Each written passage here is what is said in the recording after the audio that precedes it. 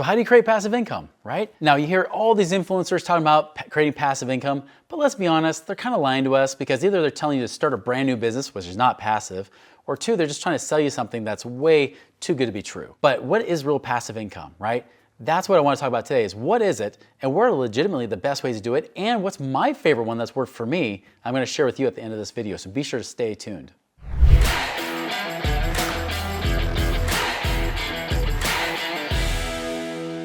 All right, so first, what is not passive income? Now, if you talk to an accountant, they'll tell you passive income is anything you make money in real estate, right? Real estate is classified as passive income. However, if you've known anybody that's in certain parts of real estate investing, it's anything but passive. For example, I've got a lot of friends that are real estate flippers where they find a property and they turn around and flip it, or they're wholesalers, which they basically become the middleman between the buyers and the sellers. Almost like a broker. They'll do those kind of strategies, but those are legitimately a business. They're not making passive income. That's not money they don't work for. I really believe that passive income is something that you actually have to put money towards that will pay you a return. So when you hear people talking about passive income with that new Amazon dropship business or whatever it might be, no, that's not passive at all. You work your tail off for many hours to build up that stream of income. Those can be good. But remember, I'm not taking away from building other streams of income.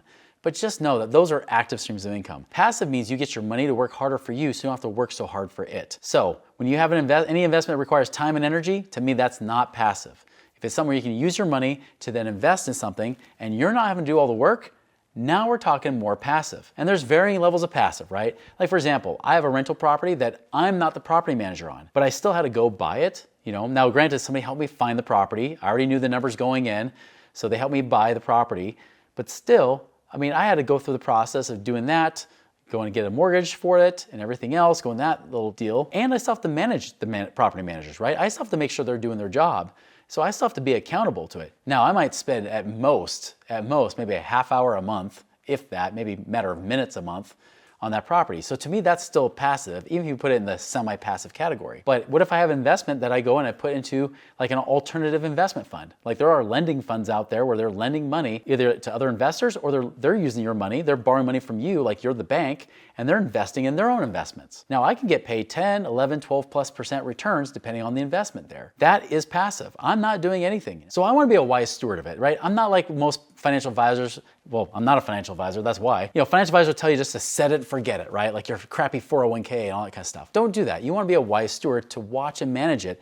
But it's so nice when your money can be doing all the heavy lifting and somebody else is doing the heavy lifting where they're investing with your money and you're able to receive the returns, even if it's less than what they're making. All right, so let's talk about my favorite investments that I have, right? I mentioned a few already, but let me just go into them. First is rental real estate. I mentioned this before. I can't tell you how awesome it is. Now, as a financial advisor, I thought rental real estate was a waste because I thought it would be like a nice little thing you can do if you have a lot of extra cash to burn. But I would always show people those little charts. If you invest in $1928, you have like $5 billion, in the stock market and that kind of stuff. But if you put in real estate, you have 20 bucks. I would show them those kind of things, those little Ibbotson charts as they call them, right? Here's the thing.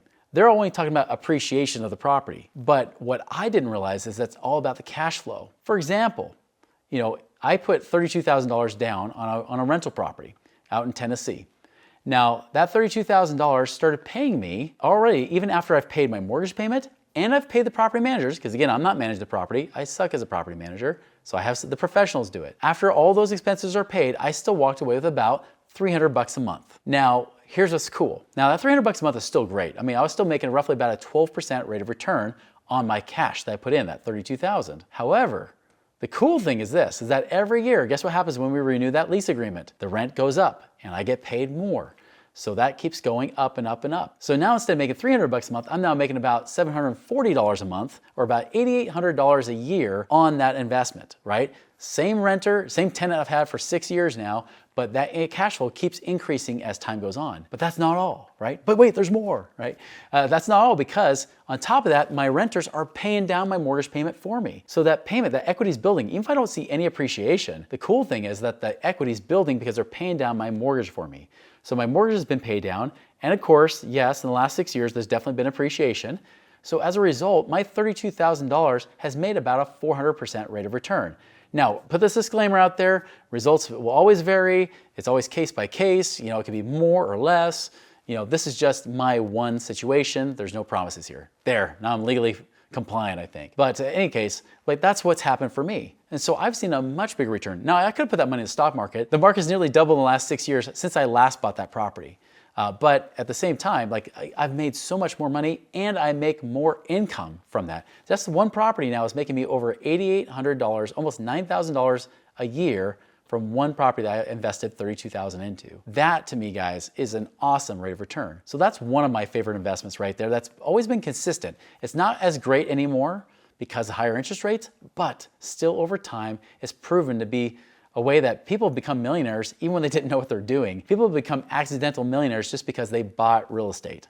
So that's one sure way that over time has been proven to work. Even though results can vary, you could always have exceptions, but that's the one place that's been much more consistent than places like the stock market. The second one that's one of my favorites is actually oil and gas. I mean, right now, if I have to pay more at the gas pump, I might as well get paid for it. And so I don't like to invest in drilling and all the speculative oil ventures that are out there.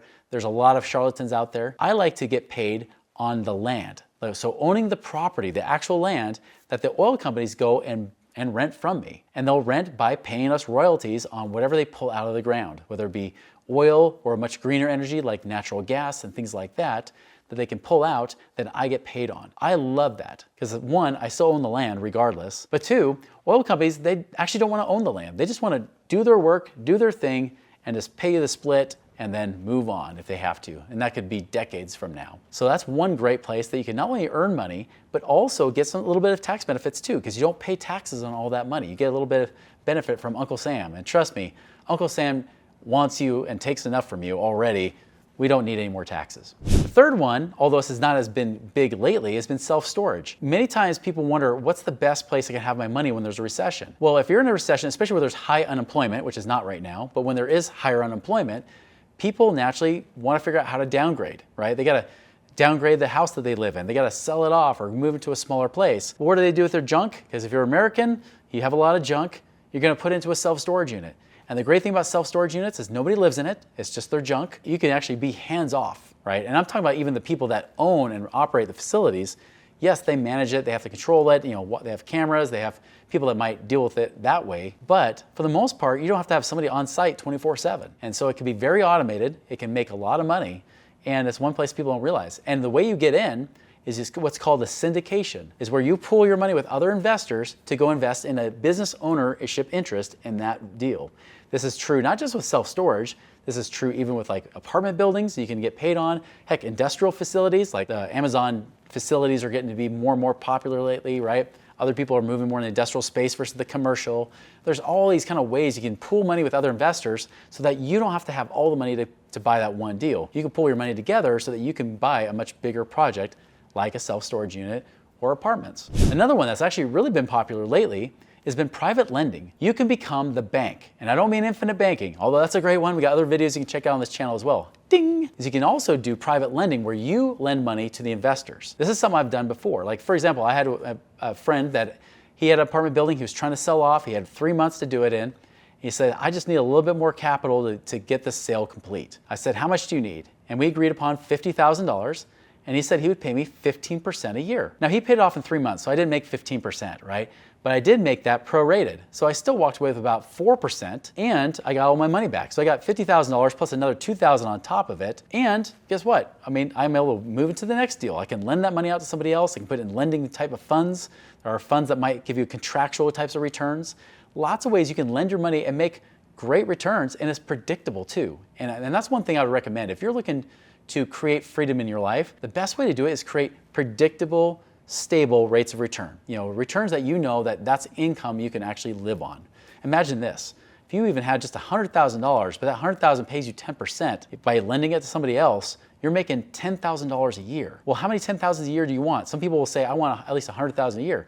Great. Well, if you have $1 million available right now, I know not everybody has $1 million available right now, but if you did, if you had $1 million, you could actually use that money to generate $100,000 a year at just 10%. By the way, if it makes more than that, you can make more than that. So that's one of the coolest things you can do there. And then last but not least, I'm gonna change this a little bit. Now this one is a little semi-passive, right? This is one that's not quite passive, but I call it residual income. Residual income is kind of like passive income meant for business. So residual income could be, is you can do through your business, could be a lot of different things. For example, if you offer services, maybe you can offer a product that you could be selling. You create it once, but then you sell it over and over and over and over again, right? If you're in the information space like I am, this could be like selling an education course. You create it once, so yeah, you put some work into it, but then it's there. You can start using that to generate income streams for a long time. One that I found by accident actually was when I first quit being a financial advisor.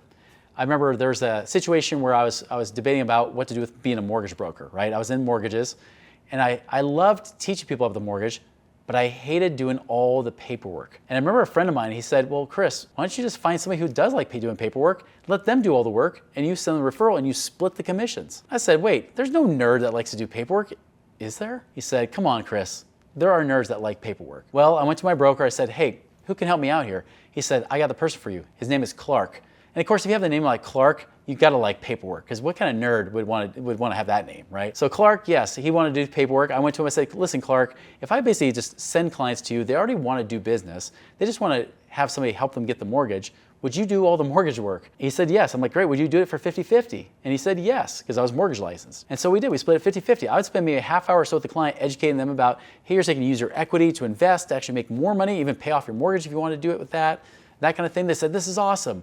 Where do I get the mortgage? I said, talk to Clark. And I would refer him to Clark, and then Clark would actually be the one that helped them do that. And then like a month or so later, I get a check in the mail for like $1,000 or $2,000. I spent almost no time with that client, but I got paid. So there's like those, they call it now like affiliate, right? I was just doing the simple like referral type of method. But I actually got paid from a wholesale jeweler in Salt Lake City. They paid a 5% kickback. And I had a lot of friends at that time, because I was in my 20s, getting married and you're engaged. I said, great, go to this company instead of going to the mall, because they'll charge you 3 times what you should be paying. These guys will charge you wholesale, but it's appointment only. Here's their card, book an appointment. They would go to them, buy a ring, I would get paid 5%. So I get kickbacks from those relationships and things like that.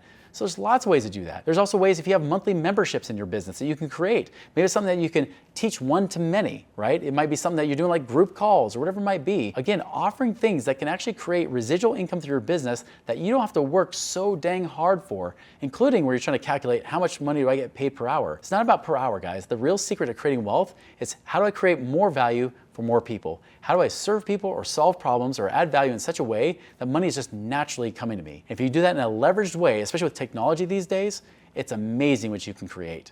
So of course, everybody wants to know, like, great, what are the other ways I can do with passive income? How do I learn how to do this? We have a podcast for you called the Money Ripples Podcast. Lots of episodes. We got over 800 episodes. You don't have to watch all 800. And best way to be alerted, because we have 2 podcasts coming out every week, just click subscribe and that little alert bell dingy thingy, and then you got that coming through for you.